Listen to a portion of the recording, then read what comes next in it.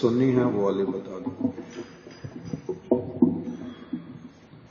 उस दिन हमने श्रवण किया था कि महाराज जी ने दो परिस्थिति में कैसे एक अपना बिहेव किया, आदर्श स्थापित किया। एक तो जब ट्रेन में शिला पूरी गोस्वामी महाराज जी ने उनको डांटा, तो ट्रेन में शिला भक्ति वैभव पूरी गोस्वामी महाराज जी ने उनको अकारण किसी अज्ञात कारण से उनको बहुत डांटा, तो महाराज जी बिल्कुल वहां पर चुप रहे, एक शब्द भी नहीं बोले। और दूसरी तरफ हमने देखा कि उनके जो गुरु भाई जो बार बार उनसे आके साइन करवाना चाहते हैं, जो भी उनका स्वार्थ है उसको पूरा करना चाहते हैं, तो महाराज जी उसको पूरा नहीं करते। और फिर महाराज जी ने गुस्से में उनको बोल दिया कि कुत्ते की तरह भुक भुक नहीं करना। तो ये दो अलग अलग महाराज जी का बिहेव देखा गया। एक तरफ वो चुप रहे जब उनको शिलापुरी गोस्वामी महाराज जी ने जब डांटा, पर इधर चुप नहीं रहे। तो उसमें आपने बताया कि हर किसी से एक जैसा व्यवहार नहीं होता, कि सबके साथ एक जैसा व्यवहार करेंगे, यथा योग्य उसमें सम्मान देने की बात आपने बताई कि सम्मान तो सबका ही करना है, किंतु देखना पड़ेगा, पहचानना पड़ेगा कौन वैष्णव है, कौन किस स्तर का है, उसके अनुसार ही उससे व्यवहार करना पड़ता है। उसके लिए आपने एक कीर्तन का भी रेफरेंस दिया था, जेना वैष्णव चिनिया लहिया आदर जे मन वैष्णव, जे मन वैष्णव चिनिया लहिया आदर करीबो जबे। वैष्णव को पहले वैष्णवेर कृपा जाहे सर्व सिद्धि अवश्य पाइबे तबे, एक ये वाला। और दूसरा आपने बताया था कि सकले सम्मान करीते शक्ति दे नाथ यथा यथा, तबे तो गाइबो हरि नाम सुखे अपराध हबे हत। कि सम्मान तो इसमें सबका करने के लिए कह रहे हैं, किंतु यथा योग्य करना है। जैसे आपने बताया कि गुरुदेव हैं, अब गुरुदेव को भी बाकी किसी साधारण वैष्णव की तरह समझे उनको, तो ये तो भूल है। गुरुदेव बहुत विशेष हैं, उनको उसी प्रकार से आदर करेंगे। या फिर सबको ऐसे मान लेना कि ये भी मेरे गुरु जी जैसे ही हैं, ये भी मेरे गुरु जी जैसे ही हैं, इस तरह से भी समझना वो भी ठीक नहीं। फिर आपने उसमें एक बात बताई कि प्रेम, मैत्री, कृपा, उपेक्षा।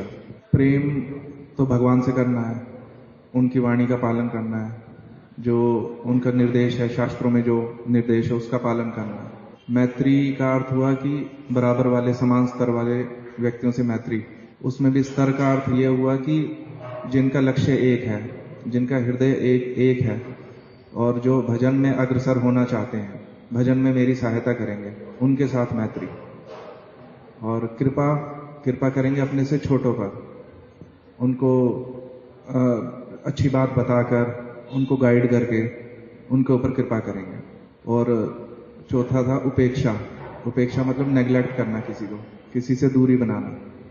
तो कई बार जैसे कोई खराब व्यक्ति है या दुसंग है, तो उससे भी उसकी उपेक्षा करनी पड़ती है, उससे दूरी बनानी पड़ती है। आपने जैसे वहां बताया कि सर्प अगर सामने आ जाए तो उसका क्या करेंगे, उसकी उपेक्षा करेंगे, उससे दूरी बनाएंगे। और यहाँ पर आपने बताया कि उपेक्षा के दो तरह के रिजल्ट आते हैं। एक तो ये हुआ कि किसी की उपेक्षा करी, वो चुपचाप दूर हट गया, और एक उसका ये रिजल्ट आता है कि वो प्रतिशोध लेगा, वो बदला लेने की उसमें भावना रहेगी अगर किसी की उपेक्षा करती। तो यहाँ पर जो महाराज जी के जो गुरु भाई थे, उनका यही देखा गया कि उनके मन में जब उनकी उपेक्षा करी तो उन्होंने प्रतिशोध लेना चाहा महाराज जी से, और एक ताले के ऊपर दूसरा ताला लगा दिया। अब इसमें आपने इससे पहले जो यथा योग्य वाला, मैं वापस उस पर जा रहा हूँ, यथा योग्य सम्मान वाली जो बात, उसमें आपने उदाहरण दिया श्री कृष्ण जी का कि वो कैसे मतलब पांडवों से किस प्रकार मिलते हैं। युधिष्ठिर महाराज और भीम उनसे बड़े हैं, उनको तो चरण स्पर्श करके उनको प्रणाम करते हैं, अर्जुन को आलिंगन करते हैं, और नकुल और सहदेव छोटे हैं तो उनको आलिंगन करके सिर सूंघना, आशीर्वाद करते हैं। तो ये प्रणाम सबको हुआ, किंतु सम्मान भी सबका हुआ, किंतु अलग अलग प्रकार से हुआ। तो ये यथा योग्य इसको कर। केशव प्रभु, कोई चीज रह गई? स्मरण नहीं है। मुकुंद दत्त, इसके अतिरिक्त और कोई बात है? प्रीति दीदी, ठीक है। अब हमने ये वाली कथा सुनी है, इसको सिर्फ अभी एक बार पढ़ लेते, जिससे कि और अगर कोई विषय हम लोगों को समझ में नहीं आ रहा है तो उसको अभी फिर से समझेंगे। महाराज जी अपने विषय में बोल रहे हैं, एक समय मैं जगन्नाथपुरी से कोलकाता आया तो देखा कि मेरे कमरे में मेरे ताले के ऊपर और एक ताला लगा हुआ था। मैंने बहुत लोगों से पूछा कि यह ताला किसने लगाया है, किंतु सभी ने उसमें अपनी अजानकारी जतलाई। मुझे शीघ्र टॉयलेट जाना था, अतः मैं चला गया और अपने पहने हुए वस्त्रों को ही गमछे के रूप में व्यवहार किया तथा फिर उन्हीं भीगे वस्त्रों में ही बहुत देर तक नीचे बेंच पर बैठा रहा। कोई भी बतलाने को प्रस्तुत नहीं था कि किसने दूसरा ताला लगाया है। मैं अपना हरि नाम करता रहा। एकादशी का दिन था। हमारे एक गृहस्थ गुरु भ्राता श्री विनय दास बाबू, जो कि मठ का अकाउंट देखते थे, लाइब्रेरी में बैठकर मठ का अकाउंट देखते थे। वे जब मठ में आए तो ठाकुर जी को प्रणाम और उनकी परिक्रमा आदि करके जब ऊपर जाने लगे तब उन्होंने मुझे देखकर प्रणाम किया तथा पूछा, आप यहाँ क्यों बैठे हैं? मैंने उत्तर दिया, प्रभु आज एकादशी है, बैठे बैठे हरि नाम कर रहा हूँ। शायद उन्हें कुछ संदेह हुआ, अतः वे ऊपर तो गए, किंतु मेरे कमरे के बाहर 2 ताले लगे देखकर स्वयं ही समझ गए कि कोई मुझे परेशान करने का प्रयास कर रहा है। उन्होंने ऊपर जाकर थोड़ा शोर मचाया और कहा, बताओ किसने ताला लगाया है, बताओ किसने दूसरा ताला लगाया है, अन्यथा मैं पुलिस को इन्फॉर्म करूंगा। थोड़ी देर के बाद ही उन्होंने मुझे सूचित किया, महाराज आपके कमरे पर लगा दूसरा ताला खोल दिया गया है, आप अपने कमरे में जाइए। मैं अपने कमरे में चला गया। कुछ समय के पश्चात श्री विनय दास बाबू मेरे कक्ष में आए तथा उन्होंने मुझे एकांत में बताया, महाराज आपके कमरे के बाहर दूसरा ताला अमुक और अमुक व्यक्ति ने लगाया है। 2 लोगों के नाम बताए। अमुक अमुक व्यक्ति ने लगाया है, जो आपके सेक्रेटरी होने के कारण आपसे किसी के विरुद्ध सिग्नेचर आदि कराना चाहते थे, तथा तब आपने उनकी बात नहीं मानकर उन्हें कहा होगा कि कुत्ते की भांति भुक भुक करने के लिए मेरे पास मत आया करो। बस वे आपकी इसी बात के कारण क्षुब्ध थे तथा इसी कारण ही आपको परेशान कर रहे थे। उन्होंने आपके कमरे के ऊपर दूसरा ताला लगाकर चाबी गुरु महाराज जी की पादुका वाले बॉक्स के नीचे छिपा कर रखी थी। मैंने श्री विनय दास बाबू से कहा, मैं गुरु महाराज के द्वारा प्रदत्त सेवा को भली भांति करने के उद्देश्य से यदि किसी की अश्रद्धा का पात्र बनता हूं तो इसमें मेरी भूल नहीं है। उन्हें विचार करना चाहिए कि मैं अपने स्वार्थवश ऐसा कर रहा हूं अथवा मठ के हित में ऐसा करने के लिए बाध्य हो रहा हूं। उन्होंने मुझसे आकर यह भी कहा था, हम लोग आपके भले के लिए आपको हस्ताक्षर करने के लिए कह रहे हैं। मैंने उत्तर दिया था, तुम लोग मेरे भले के लिए कहोगे या फिर गुरु महाराज मेरे भले के विषय में कह गए हैं। और एक बात, तोमार सेवाए दुख है जतो सेव तो परम सुख, सेवा सुख दुख परम संपद नाशय अविद्या दुख। साथ ही गुरु महाराज जी के सहनशीलता के आदर्श को अत्यधिक निकट से देखने का अवसर प्राप्त करने के कारण मैं इस प्रकार की छोटी मोटी बातों से घबराने वाला नहीं हूं। हमने यही पूरा विषय जो है अभी तक सुना था। इसमें कोई प्रश्न आता है किसी का? कोई चीज है पूछने की? नहीं। इसमें एक विषय ये भी अच्छे से समझ आता है कि आप यदि कोई भी कार्य, चाहे वो भगवान की सेवा से संबंधित हो या गुरु जी की सेवा से संबंधित हो, यदि आप सचमुच में सिंसियर होकर के भी वो कार्य करेंगे तो भी सभी लोग प्रसन्न होंगे आपसे, ऐसे वाला कभी भी आशा नहीं करना चाहिए। ये आशा नहीं करनी चाहिए कि सारे लोग प्रसन्न होंगे। सभी लोग प्रसन्न नहीं होते और परेशान भी करते हैं। ये भी हम पहले सुना है, ऐसे तो परेशान भी करते हैं अगर उनकी बात ना मानी जाए। इस जीवन में एक के बाद एक हमें लोग तो मिलते ही जाते हैं। पहले परिवार के माता पिता और परिवार के और लोग, फिर विद्यालय पढ़ने जाओ, मित्र मंडली, अध्यापक इत्यादि। जहाँ पर भी जन्म हुआ वहीं पर गली में, पड़ोस में, गांव में, शहर में, जहाँ पर भी रहते हैं वहीं के लोगों के साथ में क्या होता जाता है, परिचय होता ही जाता है। कभी किसी के साथ कैसी चीज, कभी किसी के साथ कैसी चीज, वो सारा कुछ होता ही रहता है। उसी के बीच में कोई पसंद करेगा, कोई नहीं करेगा। किसको मैं पसंद नहीं करूंगा, कोई मेरे को नहीं करेगा। किसी को मैं अच्छा लगूंगा, कोई मेरे को अच्छा लगेगा। ये सारा कुछ तो चलता रहेगा। किसी से मित्रता होती रहेगी, किसी से छूटती रहेगी। ये निरंतर चलता रहेगा, निरंतर चलता रहेगा। उसी के बीच में ही मुख्य वस्तु जो है वो क्या कह रहे हैं कि हम लोगों को भगवान की सेवा, गुरु की सेवा किस चीज में है, क्या करने से होती है, ये सारा कुछ सीख करके चलना पड़ेगा। गुरु जी की सेवा कैसे करनी, भगवान की सेवा कैसे करनी, क्यों करनी, नहीं करूंगा तो दोष क्या होगा, करूंगा तो उसका लाभ क्या होगा, ये सारी वस्तुएं स्पष्ट होने पर अच्छी तरह से, कभी कभी क्या होता है हम अकड़ जाते किसी चीज में कि मैं जो कर रहा हूं बिल्कुल ठीक ही कर रहा हूं, किंतु अकड़ने से काम चलता नहीं, वो खराब बात होती है। अकड़ना खराब बात है।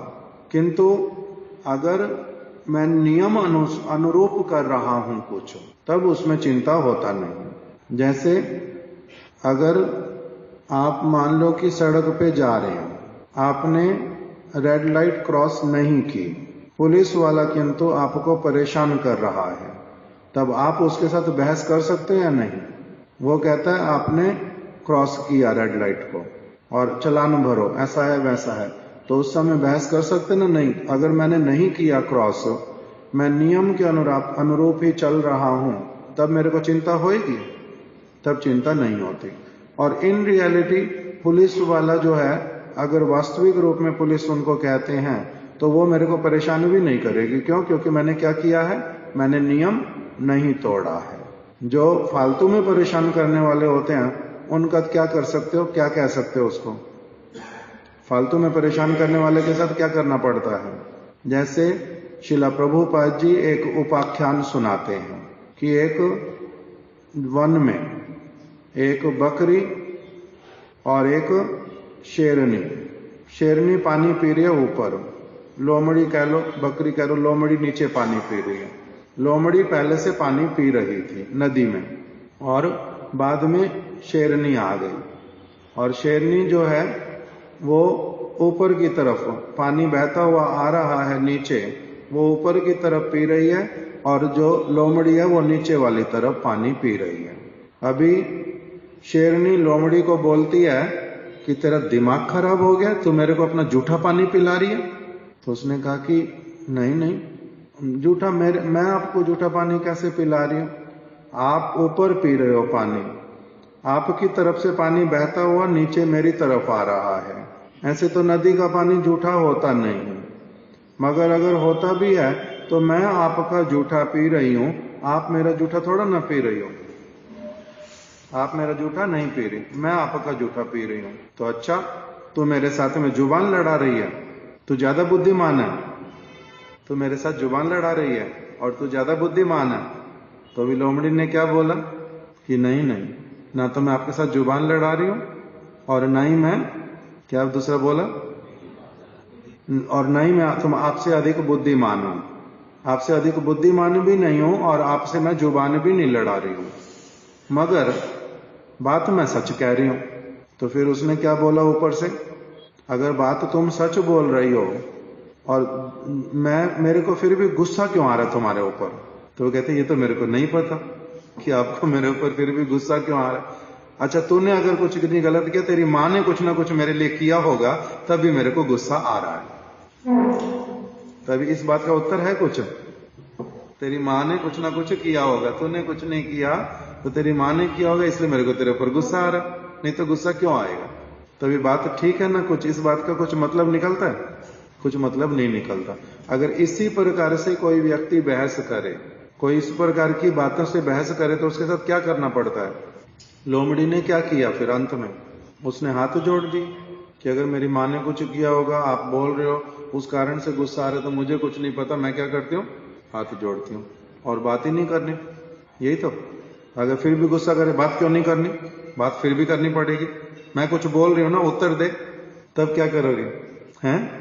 चले जाएंगे, जाने तो दे ही नहीं रहे ना आपको, खा जाएगी पकड़ करके, तब क्या करोगे? ऐसे वाले लोग भी मिलते हैं, आपके साथ में मिले, फिर आपस में कुछ असुविधा हो गई, फिर आपने दंडवत प्रणाम किया कि भाई आगे मेरे को ठीक है, मेरे से बात मत करो, किंतु बात भी करनी है।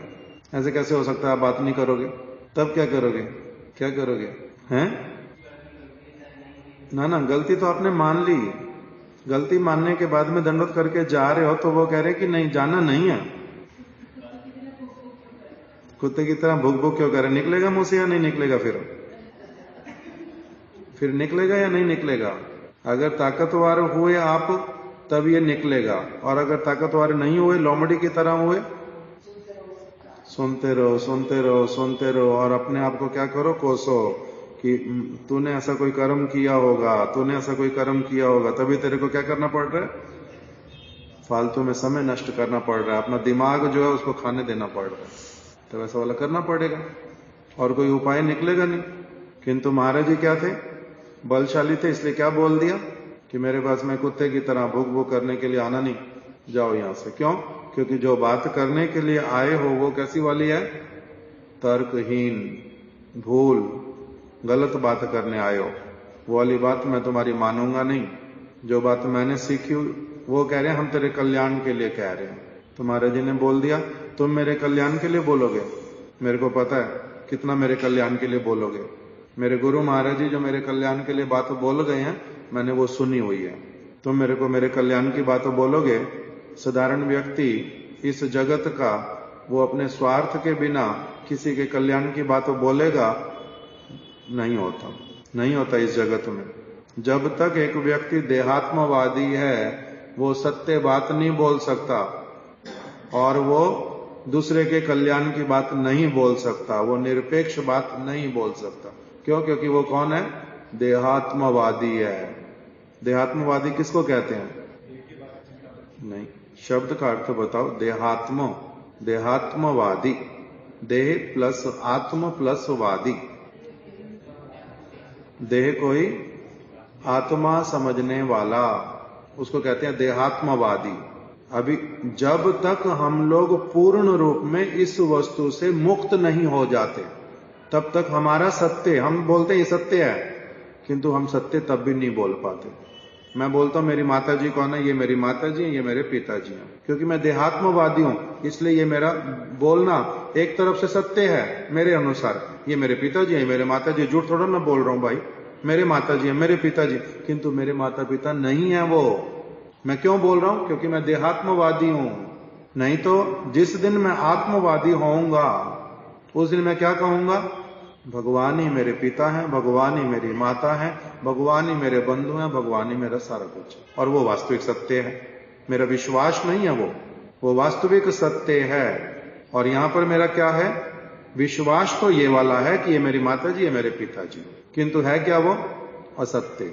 मेरा सत्य बोलने पर भी वो असत्य है। क्यों? क्योंकि वो वास्तविकता नहीं है, मेरा विश्वास है केवल। विश्वास अलग चीज है और वास्तविकता अलग चीज है। इसलिए बोलते हैं कि आप जो हैं, आप पुनर्जन्म के विषय में क्या आपका वो है, भावना है? पुनर्जन्म के विषय में आपका क्या विचार है? तुम्हारे गुरुवर कहते हैं पुनर्जन्म के विषय में हमारा विचार, इसमें विचार की बात होती नहीं, इसमें क्या होता है? फैक्ट, वास्तविकता क्या है। विचार क्या होता है? विचार तो हजारों लोगों के हजारों विचार होंगे, किंतु वास्तविकता क्या है? वास्तविकता अलग चीज है, मेरा अपना विश्वास अलग चीज है, मेरा विचार अलग बात है। मेरा विचार क्या होता है? मेरे विचार का मूल्य क्या है? जज के सामने खड़े होकर के अपना विचार सुनाओ तो जज क्या कहेगा?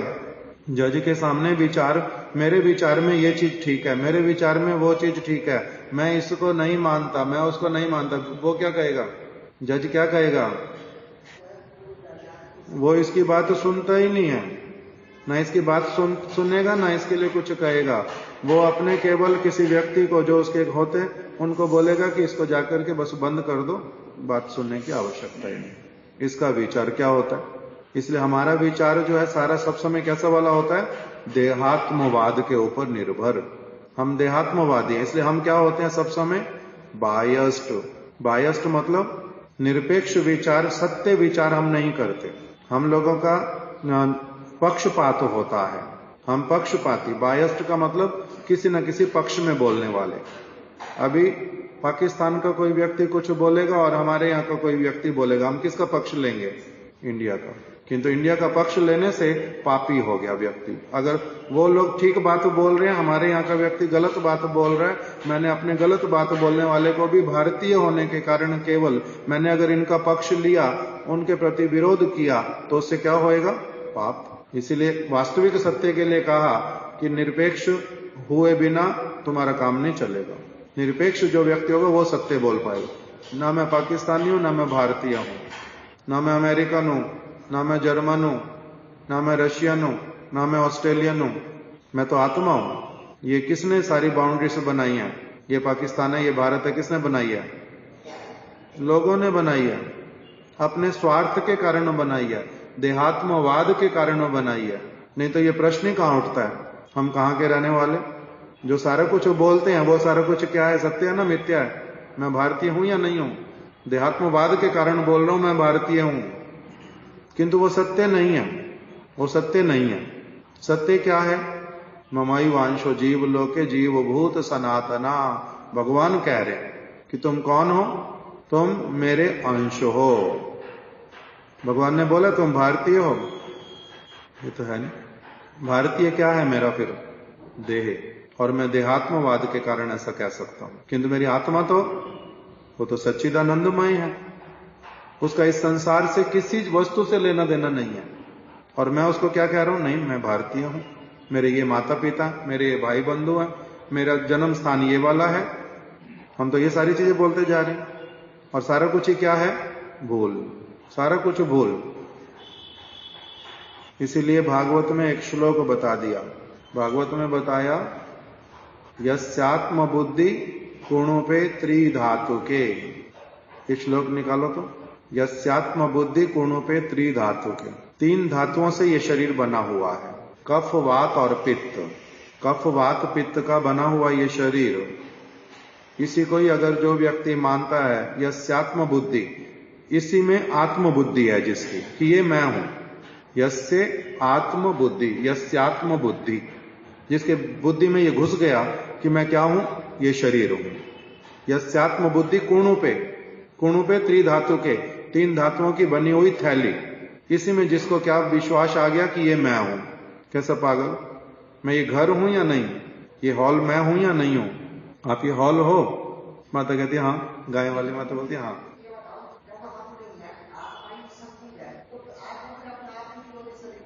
क्या क्या क्या?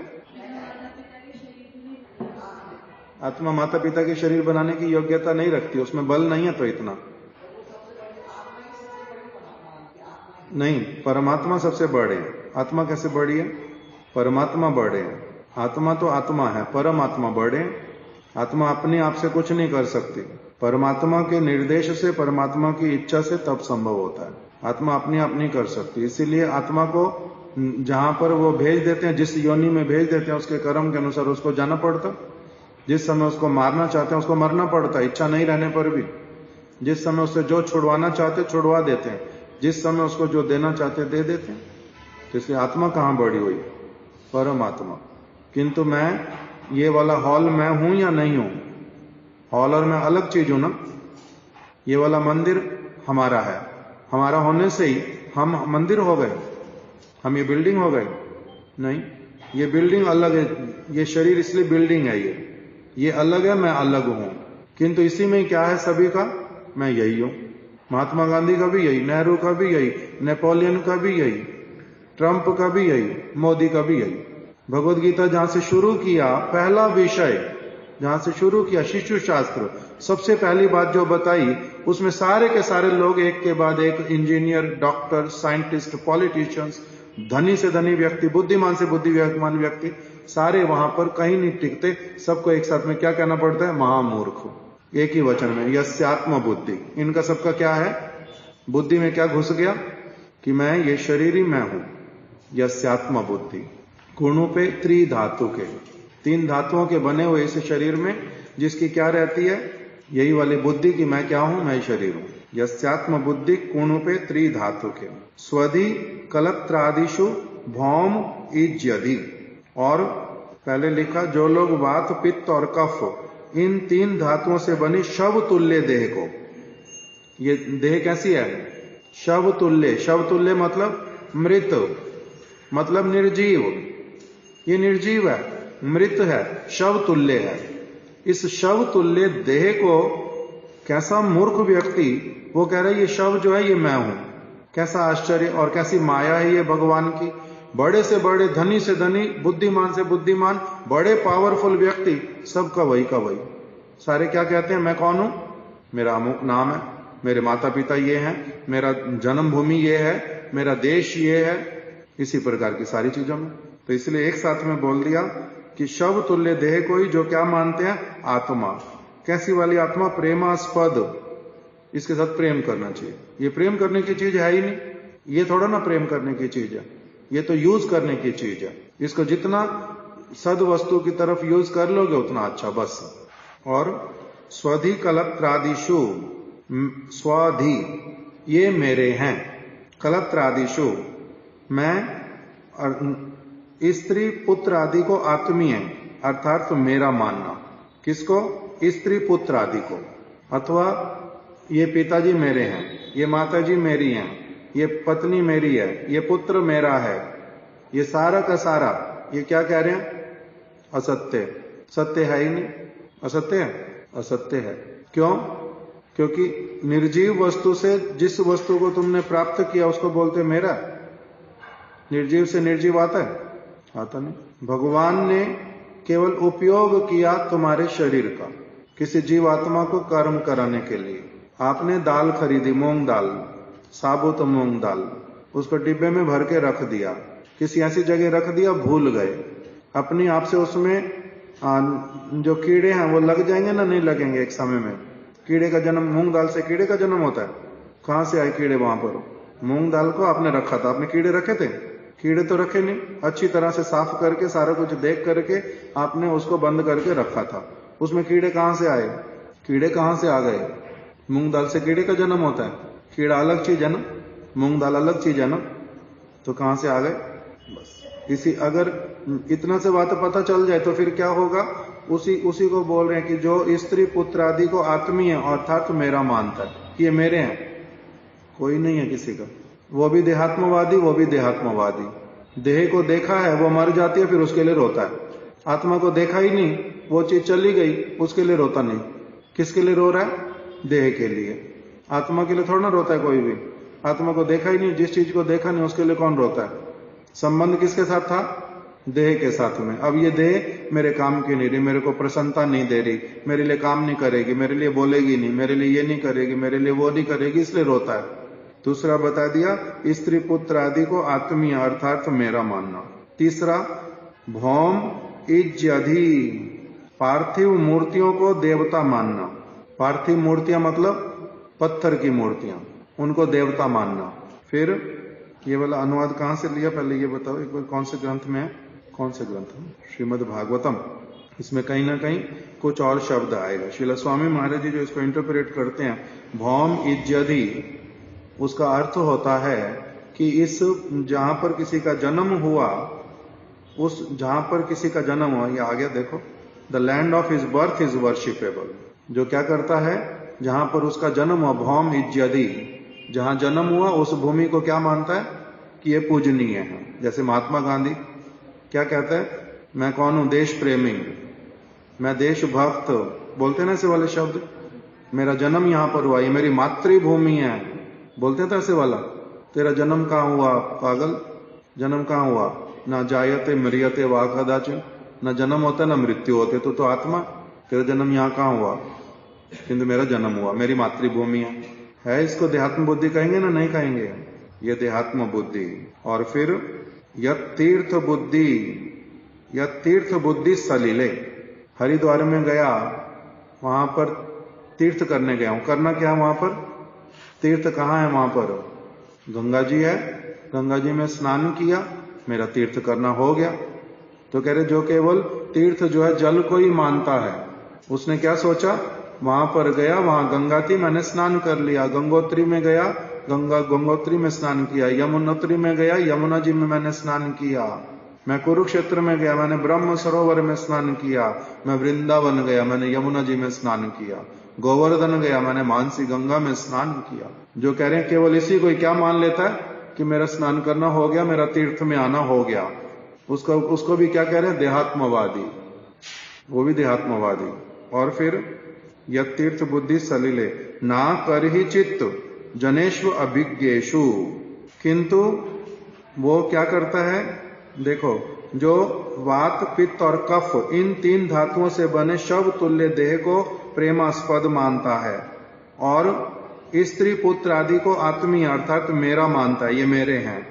और जो अपनी जन्मभूमि को ही बहुत अधिक पूजनीय मानता है और जो किसी भी तीर्थ में जाकर के जल को ही केवल मेरे तीर्थ में आना हो गया, जो ऐसा मानता है, वो कैसा है? जनेशु अभिज्ञेशु, ये महामूर्ख है।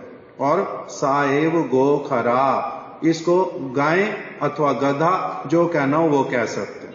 अर्थात गाय के जैसी बुद्धि है, उस केवल खाना, इधर उधर कहीं घूमना, रहना, समय व्यतीत करना, फिर मृत्यु को प्राप्त करना, बस यही काम है। गो खर, या तो उसको गो कहो या उसको खर कहो। मुख्य रूप में कहने का मतलब पशुओं में सबसे अच्छा पशु गाय कह दो या पशुओं में सबसे खराब पशु गधा कह दो, जो भी कहना है पशु। सोफिस्टिकेटेड पशु, नहाया धोया साफ, किसी से लड़ाई झगड़ा नहीं करता, शांत रहता है, अपने आप घूमता रहता है, अपने आप में मस्त रहता है। या तो वैसे वाला गाय के जैसा या गधे के जैसा। क्या करने वाला? गधा क्या करता है? ढेंचू ढेंचू ढेंचू करने वाला गधा। स्त्री का संग करने वाला सबसे अधिक गधा, कामु। उसकी दुलत्ती बार बार बार बार खा करके भी उसी के एकदम से उसी के ऊपर उसी में घुसने वाला, उसको क्या कहते हैं? गधा। तो इसलिए बोल रहे हैं कि यस्यात्म बुद्धि कोणोपे त्रिधातु के, जिसकी इस शरीर में 3 धातुओं से बने हुए शरीर में जो क्या है? आत्म बुद्धि। और जिसकी माता पिता स्त्री पुत्र इत्यादि को जो अपना मानता है, ये सारे भगवान के हैं, मेरे कब से बन गए? मेरे हैं नहीं वो। किसी ने क्या किया?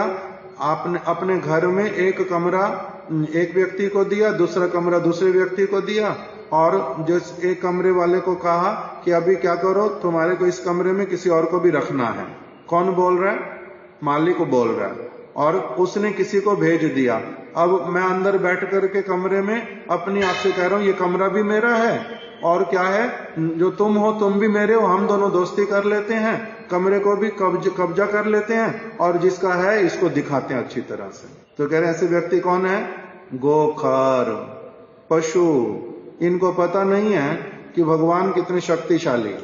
वो 1 मिनट में तुम दोनों को भी अलग कर देंगे। जिस घर को तुम्हारे को दिया वो भी तुम्हारे से ले लेंगे तुम, और उसको अगर तुम ऐसे वाला कुछ सोचने का भी प्रयास करोगे तब उसका तुम्हारे को उल्टा अच्छे से फल देंगे।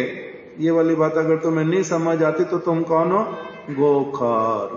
तुमने जो प्लानिंग बनाई, तुमने जो सोचा, तुमने जो काम करने के लिए बढ़ गए आगे, वो सारी चीज का तुम्हारे को उल्टा क्या करेंगे? वो अच्छी तरह से दंड देंगे। और अगर क्या सोचेंगे कि मेरे को उन्होंने कृपा करके घर दे दिया, कृपा करके मेरे को रहने के लिए दिया है, और वो इस व्यक्ति के ऊपर भी उन्होंने कृपा की है, और अब हम दोनों मिलकर के क्या करेंगे? इस स्थान को अच्छे से साफ रखेंगे, इस स्थान को उनके जैसी उनकी प्रसन्नता उसी तरह से इसका व्यवहार करेंगे, और हम उनको रेंट के रूप में उनकी सेवा भी करेंगे। अगर इस प्रकार का करोगे तो अलग प्रकार का रिवॉर्ड मिलेगा, और अगर गलत तरह का प्लान किया तो गलत तरह का रिवॉर्ड मिलेगा। तो इसीलिए बार बार इस बात को बोल दिया। कहाँ का श्लोक है ये? श्रीमद् भागवत का। भगवद गीता में जो बातें छोटी छोटी कह करके बतलाई, पूरी भगवद गीता में कम से कम 700 श्लोक में से 350 श्लोक इसी बात के लिए बोले। यस्यात्म बुद्धि कुणुपे त्रिधातु के। और स्वधि कलत्रादिशु। तीसरा भौम इज्जधि। चौथा यत तीर्थ बुद्धि सलिले। तीर्थ में जाऊंगा, वहां पर जाना किस लिए? साधु मिले मेरे को कोई, वहां साधु उपलब्ध है इसलिए वहां पर जाऊंगा, उनसे भगवत उपदेश कुछ प्राप्त करूंगा, अपने मंगल के लिए उनसे कुछ उपाय पूछूंगा, तब तो हुआ तीर्थ जाना। नहीं तो घूमना फिरना, और मैंने गंगा जी में स्नान किया, मैं नवद्वीप से मायापुर में गया, उससे केवल मैंने इस जगह के दर्शन किए, देखो यहाँ की फोटो है, ये फोटो देखो, वीडियो बनाया, ऐसे इससे तो मेरा धाम दर्शन हुआ नहीं। इसलिए बोल दिया यत तीर्थ बुद्धि सलिले, केवल जल में अथवा यहाँ पर ये मूर्ति है, वहां वो मूर्ति है, मैंने उसका दर्शन किया, उसी से मेरा क्या हो गया? तीर्थ दर्शन करना हो गया। तो कहते उससे होता नहीं। जो ऐसा सोचता है वो कौन है? क्या शब्द बताया? कौन है? गोखर। मतलब या तो बोलो कि इसके 3-4 अर्थ हैं अलग अलग इस शब्द के। गैयाओं में गधा। गैयाओं में गधा का मतलब बहुत सारी गैयाएं एक जगह पर थी, उसी में जाकर के एक गधा भी मिल गया। तो क्या वो गैयाओं में मिलने पहुंचने से ही, गैयाओं के बीच में झुंड में इकट्ठा हो जाने से ही उसको क्या कहेंगे? वो गाय बन गया? गाय नहीं है। कौन है? खर, गधा ही है। एक तो ये वाला अर्थ किया, गोखरा। दूसरा अर्थ क्या किया? गोखर अपने आप को बोलता तो है मैं गाय जैसा हूं, मैं बड़ा बुद्धिमान हूं, मैं बड़ा शांत हूं, किंतु वो गधा है, वो गाय है नहीं। और क्या बोला? गोखर, गैयाओं पशुओं में सबसे श्रेष्ठ अथवा पशुओं में सबसे निम्न, इतना ही उसको कह सकते और कुछ नहीं कह सकते। गोखरा। क्या क्या करेगा बताओ? श्लोक स्मरण हो गया? बोलो। पहला हो गया यस्यात्म बुद्धि कुणुपे त्रिधातु के। दूसरा कलत्रादिशु। दूसरा हो गया स्वधि कलत्रादिशु, पत्नी पुत्र इत्यादि को स्वाधि अपना मानना, ये मेरे हैं, ऐसी वाली बुद्धि रखना, स्वधि। तीसरा भौम इज्जधि, इसका अर्थ मेरी मातृभूमि है ये, अथवा इसका अर्थ एक साथ क्या कर दिया? भौम इज्जधि, केवल मात्र मूर्ति कहीं पर है, भले ही वो सचमुच में भगवान है, वहां पर बद्रीनाथ जी गए, जगन्नाथ जी गए, नवद्वीप में कहीं गए, अथवा केदारनाथ में गए, वहां पर भगवान विराजमान है, वृंदावन में गए, भगवान तो विराजमान है, किंतु मैंने क्या किया? उनको देख करके ओ यहाँ पर ना लकड़ी की बनी हुई मूर्ति है, यहाँ पर पत्थर वाली बनी हुई मूर्ति है, यहाँ पर जो है अष्ट धातु की मूर्ति है, यहाँ की मूर्ति बड़ी सुंदर, यहाँ की मूर्ति बिल्कुल बेकार है, यहाँ की मूर्ति का श्रृंगार नहीं किया अच्छे से, इसलिए गंदी गंदी लगती है। तो इस प्रकार की जिसकी भावना, भौम इज्जधि। और चौथा यत तीर्थ बुद्धि सलिले, तीर्थ को केवल क्या मानना? जल, जल में स्नान किया मेरा तीर्थ हो गया, ऐसे वाला जो मानते यत तीर्थ बुद्धि सलिले। सलिले ना कर ही चित्त जनेशु अभिज्ञेशु, ऐसे वाले व्यक्ति को कभी भी ज्ञानी व्यक्ति नहीं कहा जा सकता, ऐसे व्यक्ति को कभी भी बुद्धिमान कहते नहीं। ये कौन है? मूर्ख, गोखर, सा एव गोखरा, ऐसे वाले व्यक्ति को मनुष्य ही नहीं कहते, पशु कहते हैं। कितने मनुष्य मिलेंगे फिर? अब कैटेगरी देखो, कितने मनुष्य मिलेंगे जो इस बुद्धि से ऊपर उठे हुए हों, जो चैतन्य महाप्रभु ने बतलाया, जीवेर स्वरूप है कृष्णेर नित्य दास, अथवा चैतन्य महाप्रभु ने बतलाया नाम विप्रो नाचा नरपति, मैं क्या हूं? ब्राह्मण नहीं हूं, मैं क्षत्रिय नहीं हूं, मैं वैश्य नहीं हूं, मैं शूद्र नहीं हूं, मैं ब्राह्मण नहीं, मैं ब्रह्मचारी नहीं, मैं गृहस्थ नहीं, मैं वानप्रस्थी नहीं, मैं सन्यासी नहीं। ये कोई भी मेरी वास्तविक रूप में आइडेंटिटी है ही नहीं। क्यों? क्योंकि मैं तो ये हूं ही नहीं। ये कौन बोल पाता है? कौन बोल पाता है? जिसको सत्य का अनुभव हुआ है वही तो बोल पाएगा। जो इस देहात्म बुद्धि से ऊपर उठा है वही तो बोल पाएगा, नहीं तो क्या बोलेगा? मैं भारतीय हूं, मैं लड़की हूं, मैं लड़का हूं, मैं काला हूं, मैं गोरा हूं, मैं बुद्धिमान हूं, मैं कम बुद्धिमान हूं, मैं धनी हूं, मैं निर्धन हूं, ऐसे तो बोलता रहेगा, किंतु इसमें से मैं कुछ भी नहीं हूं। अगर मैंने ऐसा बोला तो मैं कौन हुआ? गोखर।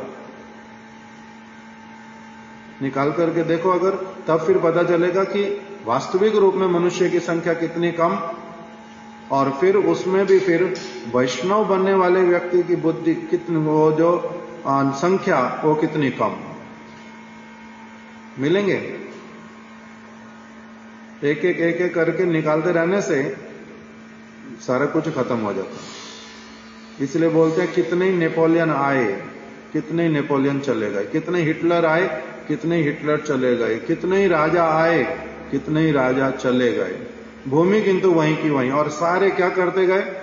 ये मेरी है, ये मेरी चीज, ये मेरा शरीर, ये मेरी पत्नी, ये मेरा घर, ये मेरा देश, ये वाली चीज करने से अच्छा, ये वाली चीज करने से खराब, किंतु किसी का भी कोई अस्तित्व नहीं बचता। भगवान इतने पावरफुल, नेचर ऐसी पावरफुल, किसी की किसी चीज को रहने देती नहीं, फिर भी क्या रहता है हमारे में? अहंकार।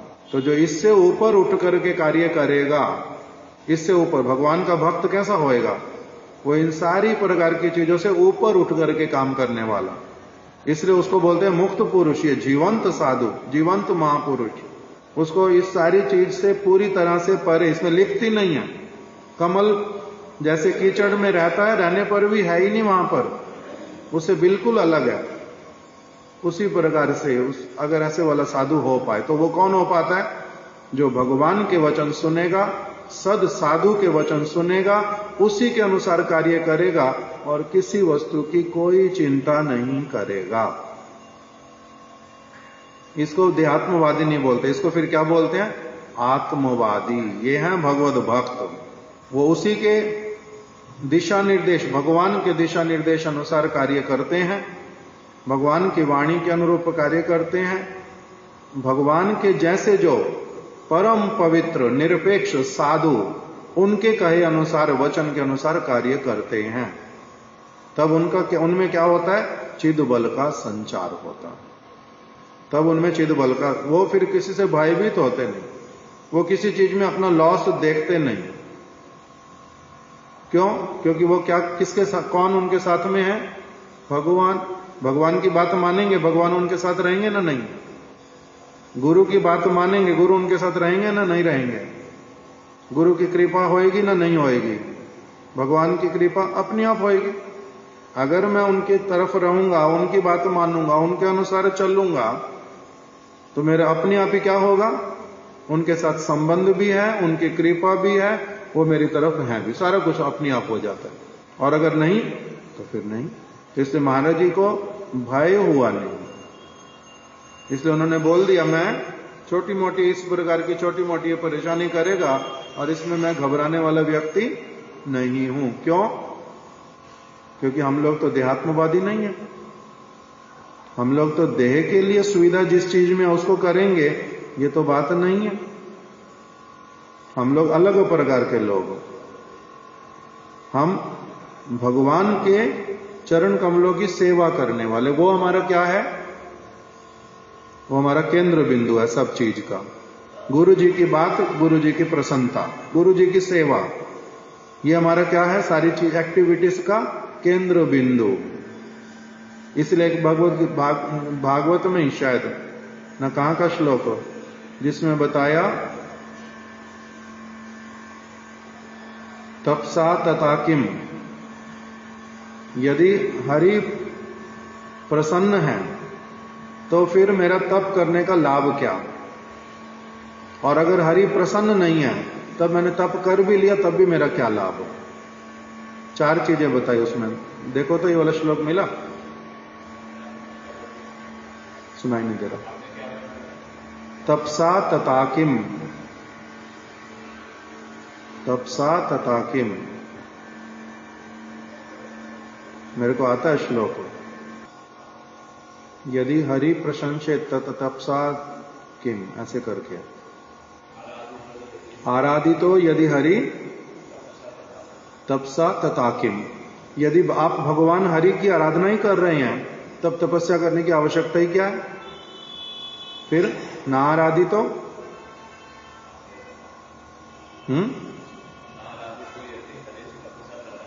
फिर अगर आपके द्वारा, आपकी तपस्या के द्वारा हरि प्रसन्न ही नहीं हुए, तब तुम्हारा भी तब भी तपस्या करने का क्या लाभ हुआ?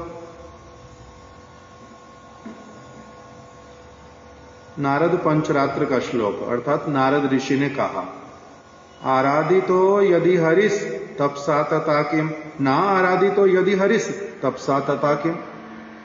समझ आया? ना ना ना, अगर हरि मेरे से ऐसे प्रसन्न हो ही गए हैं तो फिर मेरे को तपस्या करनी किसके लिए है? मैंने हरि की बात मानी, मेरे से हरि प्रसन्न हो गए, तब मेरे को और किसी तपस्या की आवश्यकता क्या है? तपस्या किसके लिए करनी पड़ती है? मेरे को पढ़ाई करनी किस लिए? पढ़ाई करना तपस्या करना है। मेरे को खेलने की इच्छा, मैंने खेलूंगा नहीं, पढ़ूंगा। मैंने पढ़ाई करनी। पढ़ाई क्यों करूंगा? मेरे को धन उपार्जन करने में सहायता मिलेगी, या मेरी बुद्धि तेज होएगी, जो भी किसी का उद्देश्य हो। मगर अगर मेरे को पैसा पहले से ही बहुत कुछ मिल गया, तो फिर मेरे को अगर पैसा पढ़ाई अगर मैंने पैसे के लिए करनी है, तब मेरे को पढ़ने की जरूरत है? फिर नहीं समझ आ रही बात। तो इसलिए बोल रहे हैं, आराधितो यदि हरिस तपसा तथा किम। If you worship lord Hari, then why do you do penance. अगर आप भगवान हरि की आराधना कर ही रहे हो, तो फिर आप तपस्या कर क्यों रहे हो? पागल हो क्या? भगवान हरि की आराधना करना ही सारा कुछ है, फिर तुम्हें तपस्या करने की आवश्यकता ही क्या है?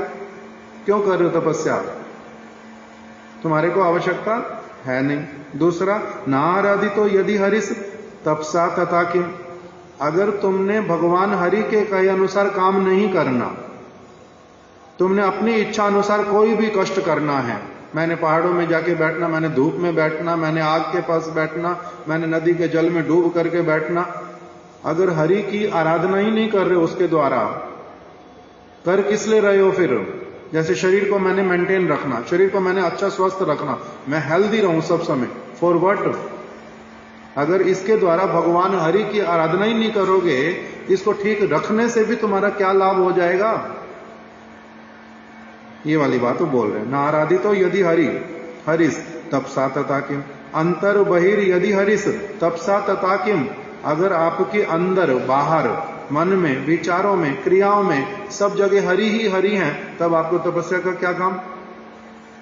और नानंतर बहिर यदि हरिस तपसा तथा किम। ऐसी तपस्या करने का क्या लाभ जिससे तुम्हारे अंतर बाहर में हरि ना रहे और कुछ आ जाए जीवन में? ऐसी तपस्या का क्या लाभ? ऐसे कार्य का क्या लाभ जिसके द्वारा क्या हो? हरि भूल जाए। इसका सरल शब्दों में अर्थ क्या किया? फिर दोबारा से वही नारद पंचरात्र में, स्मर्तव्यम सततम विष्णु विस्मर्तव्यम न जातु चित्त। भगवान हरि का सब समय स्मरण करो, यही विधि है, और भगवान हरि को कभी मत भूलो, ये निषेध है।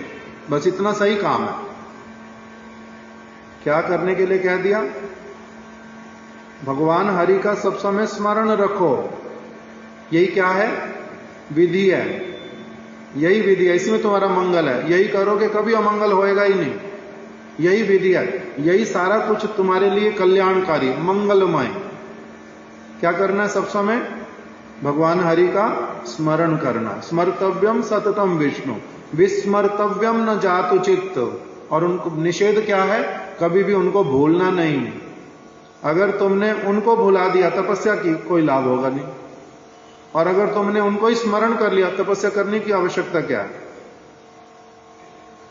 तब तपस्या करने की आवश्यकता क्या है? ये वाला इस प्रकार का वचन बताया। तो इसीलिए महाराज जी कह रहे हैं, हमारे गुरु महाराज जी ने हमें जो सिखाया है, हमने वही क्या करना है? उसी के अनुसार चलना है। उसी के अनुसार जो सारे चलना चाहते हैं उनके साथ हमारा मित्रता है, सहयोग है, और जो उसके अनुसार नहीं चलना चाहते उनके साथ हमारा क्या है? सहयोग नहीं है। वो अगर हमारे को अपना शत्रु भी मानते तो अपना शत्रु मानते रहें, उसमें हमारा कुछ भी लेना देना नहीं है। यदि गुरु प्रसन्न, तब फिर मेरे को तुम्हें प्रसन्न करने की आवश्यकता ही क्या? यदि तुम्हें प्रसन्न करके मेरे गुरुदेव प्रसन्न नहीं होते तो तुम्हें प्रसन्न करूंगा क्यों? समझ आया? एक ही बात बोलिए किंतु अलग तरह से। यदि मेरे गुरु जी मेरी क्रिया से प्रसन्न है, तब फिर मैंने तुम्हारे अनुसार क्रिया करनी क्यों? और अगर तुम्हारे अनुसार क्रिया करने पर गुरुदेव प्रसन्न नहीं होंगे नहीं, तो तुम्हारी बात माननी क्यों? उस प्रकार से यहां पर विचार दे दिया। आज इस को यहीं पर ही रख देते, अब इसमें आगे हम और इस विषय को और नहीं लेंगे, कल अलग वाला सुनेंगे। वांछा कल्पतरुभ्यश्च कृपा सिंधुभ्य एव च पतितानां पावनेभ्यो वैष्णवेभ्यो नमो नमः। राम, आप कहाँ के रहने वाले हो? ओल्ड फरीदाबाद, है ना? आपका नाम क्या है? राम गोयल।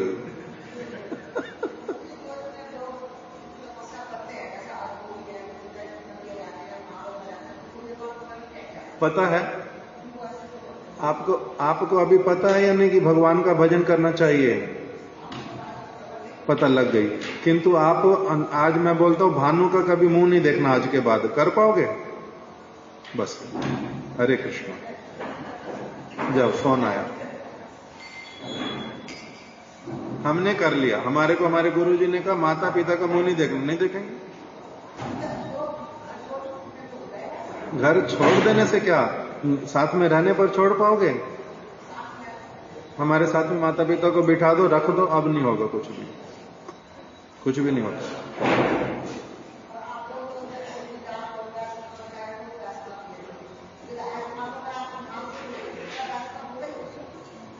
होने के बनने शुरू हो गए।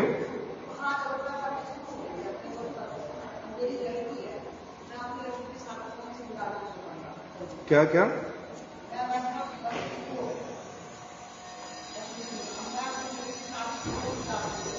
शादी उसकी कहाँ करोगे? आपकी लड़की वैष्णव बने पहले, तब तो सोचोगे, नहीं तो वो ही नहीं बनेगी तो क्या सोचोगे?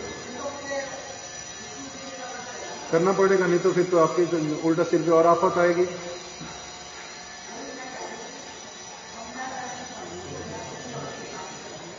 आप अपने हिसाब से चलोगे, आपकी पुत्री जब वैष्णव बनेगी तब तो उसके हिसाब से चलोगे। इन्होंने अपनी पुत्री का विवाह कोई वैष्णवी से थोड़ा ना कराया है, क्योंकि उनका पुत्र उस तरह से वैष्णव बनता नहीं, तो उसको जो अच्छा लगा वो करा दिया। ये अपना शांत है, कम से कम इनकी टेंशन नहीं है। अगर हमारे वाले किसी लड़की से कराएंगे तो बेटे के साथ में लड़ाई होगी।